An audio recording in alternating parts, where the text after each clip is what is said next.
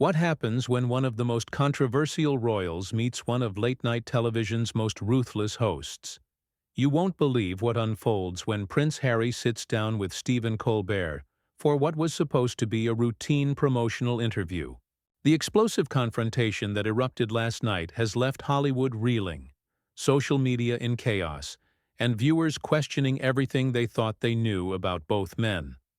Before we get into this incredible story, make sure you hit that subscribe button and drop a comment below, because you're not going to believe what unfolds when these two titans clash in the most dramatic late-night television moment in recent memory.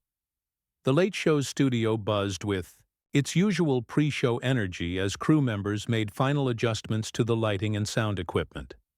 Prince Harry had arrived earlier that evening, looking composed in his tailored navy suit, ready to promote his latest charitable initiative.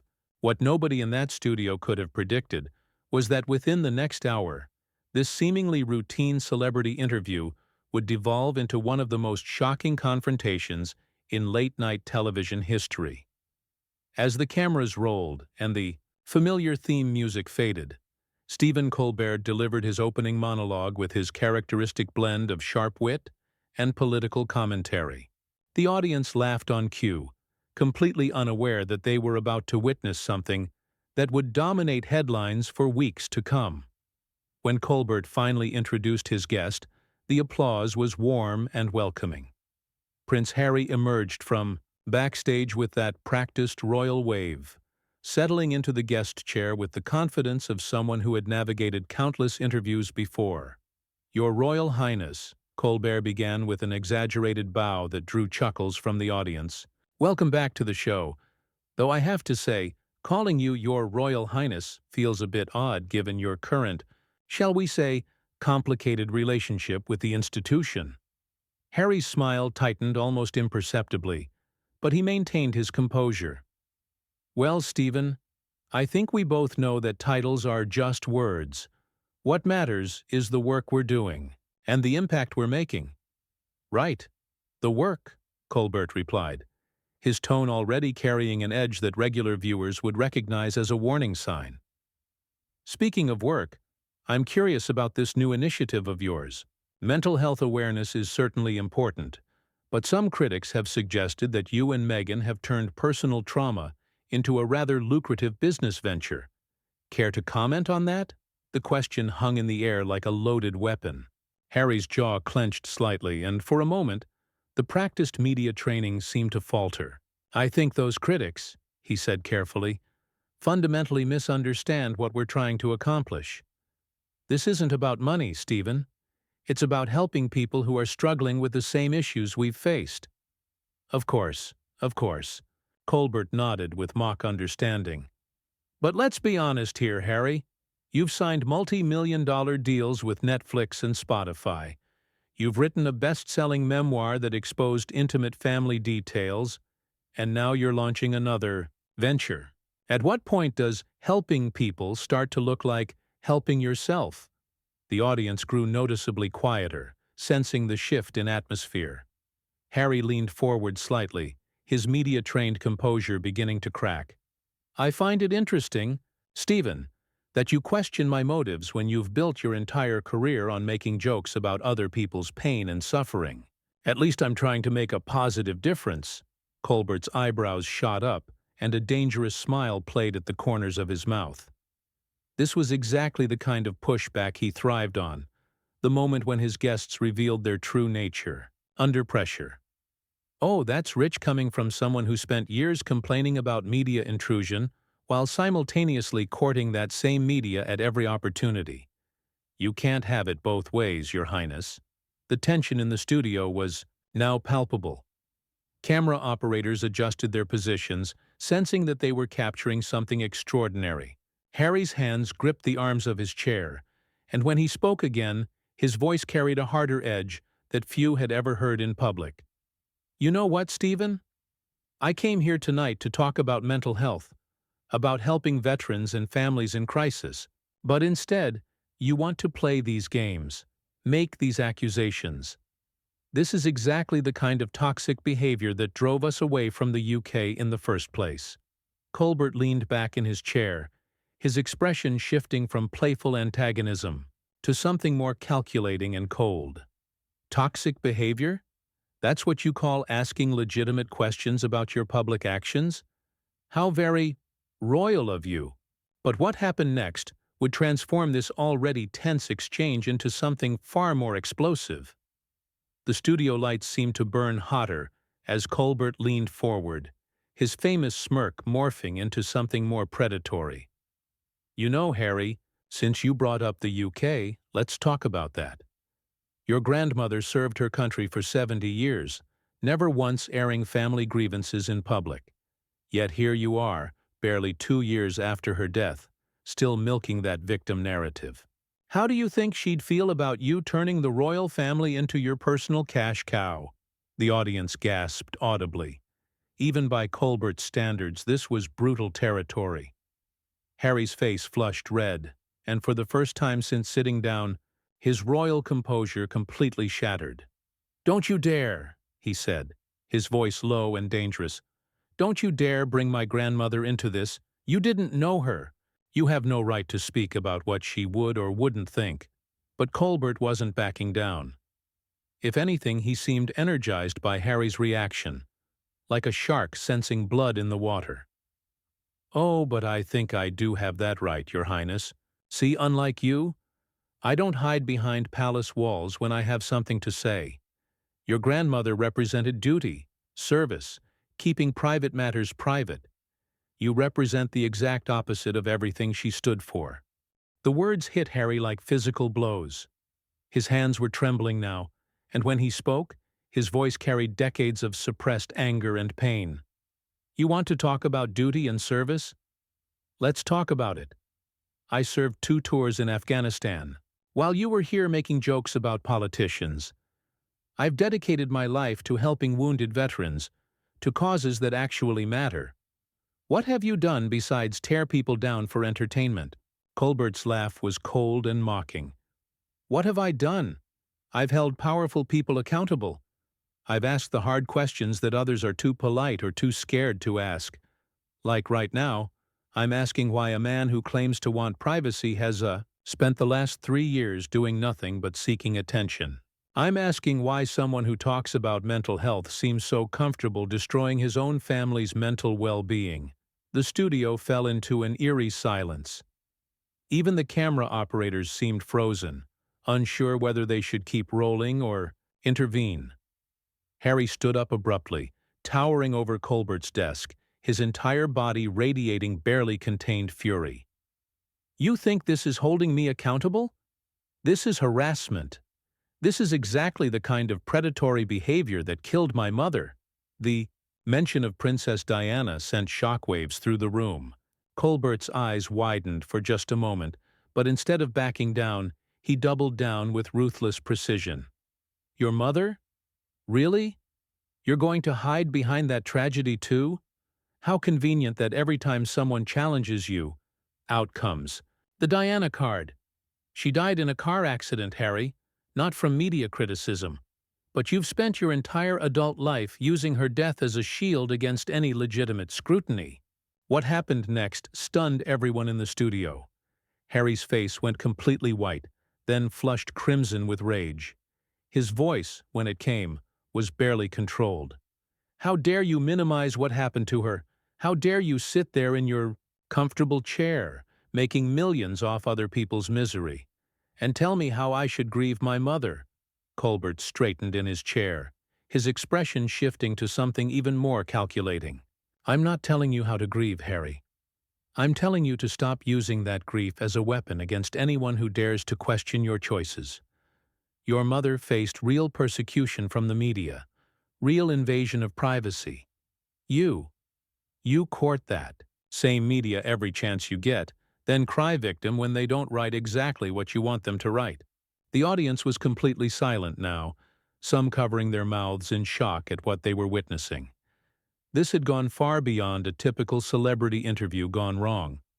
This was character assassination playing out in real time, and Harry was visibly struggling to maintain any semblance of control. "You don't know what you're talking about," Harry said, his voice shaking with emotion. "You don't know what it's like to have your every move scrutinized, to have lies written about your wife, to have your children threatened by the same people who destroyed your family." But Colbert wasn't finished. He sensed his guest was at the breaking point, and with the instincts of a predator, he moved in for what would prove to be the final devastating blow. "You know what I think, Harry?" Colbert said, his voice dropping to a whisper that somehow carried more menace than shouting. "I think you're exactly like your father, weak, entitled, and completely unable to handle criticism. The only difference is that Charles waited until he was king to show his true colors. You couldn't even wait that long." The comparison to his father hit Harry like a lightning bolt. His entire body went rigid, and for a moment the studio was so quiet you could hear the hum of the cameras. When Harry finally spoke, his voice was barely above a whisper, but it carried a fury that made everyone in the room take a step back. "What did you just say to me?" Colbert smiled, sensing he'd found the perfect pressure point. "You heard me. You're just like Charles. Petulant, self-absorbed, and convinced that the world owes you something. At least he had the decency to wait until after your grandmother died to start his reign of incompetence. You started your tantrum while she was still alive." Harry's hands clenched into fists at his sides. "You have absolutely no idea what you're talking about. You sit here in your ivory tower, making jokes about people's lives, and you think that gives you the right to judge my family? To judge me?" "It's not judgment, Harry, it's observation," Colbert replied with mock reasonableness, "and what I observe is a man who had everything handed to him, threw it all away for a Hollywood actress, and then spent years whining about the consequences. Your brother William? He's actually doing the job. He's serving his country without constant drama. But you're just another celebrity now trying to stay relevant." The mention of William was the final straw. Harry stepped closer to Colbert's desk, his voice rising to a roar that echoed through the studio. "Don't you dare bring my brother into this. You don't know anything about our relationship, about what we've been through together. William and I have always had each other's backs, and that hasn't changed." Colbert's eyebrows shot up with theatrical surprise. "Really? Is that why he wasn't at your last big media appearance? Is that why he didn't defend you when you accused the family of racism? Face it, Harry. You burned that bridge just like you burned all the others."